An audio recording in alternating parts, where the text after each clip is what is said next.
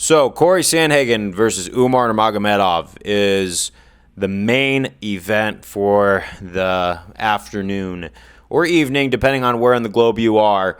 But I think it's a stars aligning matchup that a lot of people don't see, because if you watch Cory Sandhagen's last few fights, he's been more wrestle heavy, and he's technically a striker, but he's actually done a good job of implementing more grappling into his game, and it's like more of a top heavy kind of thing. So I'm seeing way more of this wrestling Sandhagen come from that actually gets me to think that maybe he's evolving his game and he's taking on Umar for a reason, where obviously Umar Nurmagomedov is going to be a wrestler, a heavy wrestler in this division.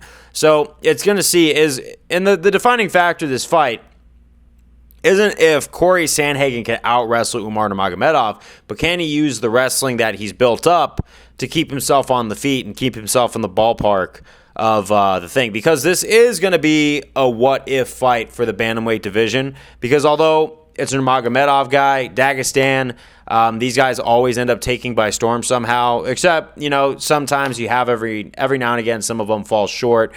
Saeed was able to fall short, and, a lot of people like to celebrate that stuff, but I don't.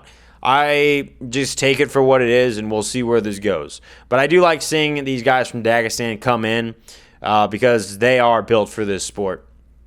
However, this is the first who's who of the bantamweight division that Umar's actually faced. Other than that, I really see a lot on his resume, and it's just a lot of people who haven't really been as established in the UFC bantamweight division as Cory Sandhagen has been. So if he's able to, show what's up and take down Cory and control him, definitely he's going to be able to win this fight. But let's say Sandhagen still works on his wrestling, because his striking against Umar probably doesn't need a whole lot of work, let's be real, and he's able to keep it on the feet. I think it's going to be a long night and a long turnaround for Umar. But Umar's basically exceeded what I expected of Saeed Nurmagomedov. So what we're going to see is, I honestly will have to say, I think Umar is going to definitely stay on track, despite Cory Sandhagen being the first one. But there's always a chance for the upset. I have Umar as a favorite in this one, a slight favorite. Like I said, just because Sandhagen's wrestling game has kind of evolved, and we're seeing a different side of Cory Sandhagen that we haven't seen possible. But, there's not a whole lot of marketing behind this fight. I think a lot of the fighting is in the undercard with Tony Ferguson, Chiesa, Shara. It was supposed to be Lopez Vicente Luque, not Lopez, versus Nick Diaz. Those were supposed to be the main selling fights. So it's kind of the thing, is Sandhagen versus Umar is not the most, marketed matchup on this, but definitely it's going to be telling in the further echelons of the division, see where we go here.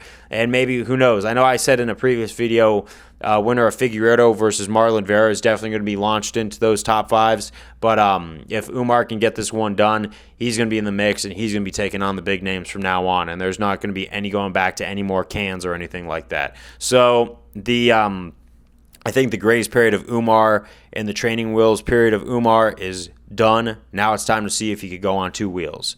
But let's go.